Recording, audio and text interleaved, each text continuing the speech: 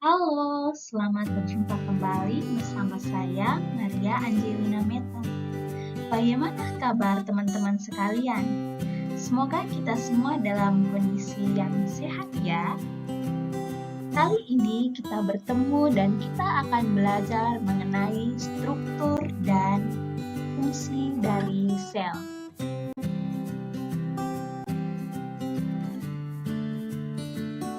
Ya teman-teman, kompetensi dasarnya yaitu 3.1 menjelaskan komponen kimiawi penyusun sel, struktur, fungsi, dan proses yang berlangsung dalam sel sebagai unit terkecil kehidupan.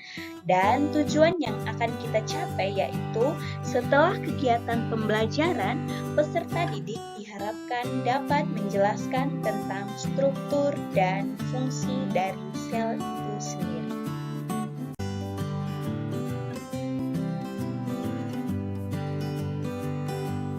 Gambar berikut merupakan ilustrasi dari sel sebagai unit terkecil makhluk hidup. Nah, tersusun dari apakah bawang merah tersebut, teman-teman? Dari gambar tersebut, bagaimana juga kaitannya dengan tubuh kita? Apakah susunan tubuh kita seperti yang ada pada gambar bawang merah tersebut? Mari kita sama-sama belajar ya.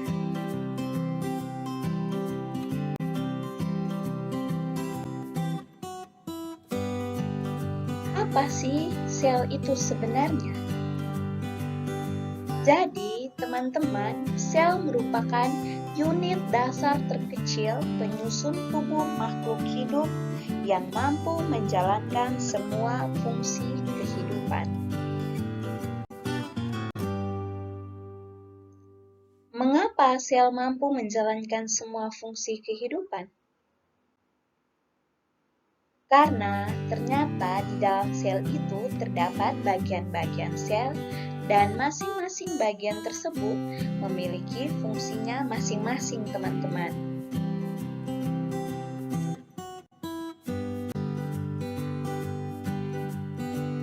Oke teman-teman, mari kita pelajari lebih mendalam mengenai bagian-bagian dari struktur sel dan fungsinya masing-masing.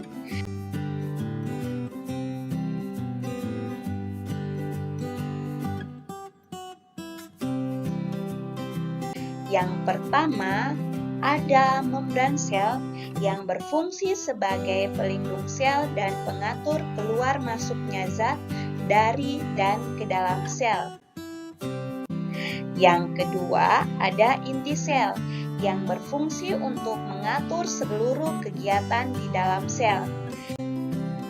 Yang ketiga, ada sitoplasma, merupakan bagian sel berupa cairan yang terdapat beberapa organel sel. Di antaranya yang pertama ada mitokondria.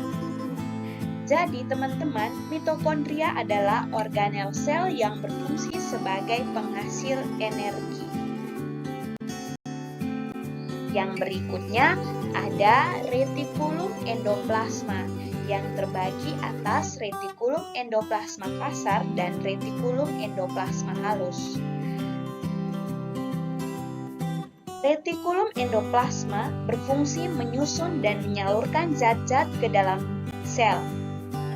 Fungsi dari retikulum endoplasma kasar adalah mengumpulkan protein dari dan ke membran sel.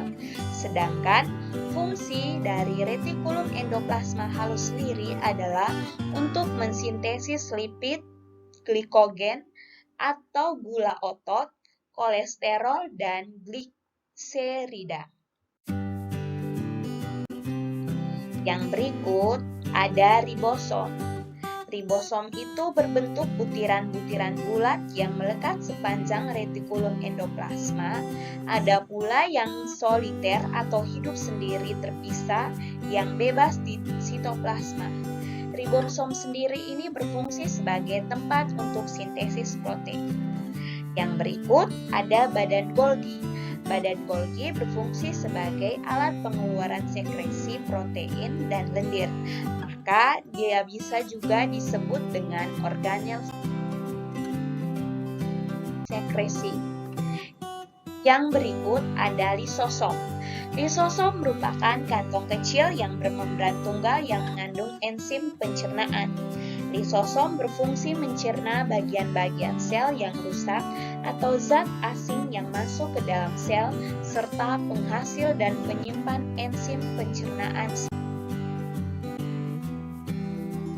Yang berikut ada sentrosom. Organel ini hanya terdapat pada sel hewan yang berfungsi aktif dalam pembelahan sel. Kemudian ada vakuola. Vakuola adalah ruangan yang terdapat di dalam sel. Pada sel tumbuhan yang sudah tua, vakuola tampak berukuran besar dan berisi cadangan makanan dan pigmen. Pada sel hewan, vakuola itu berukuran.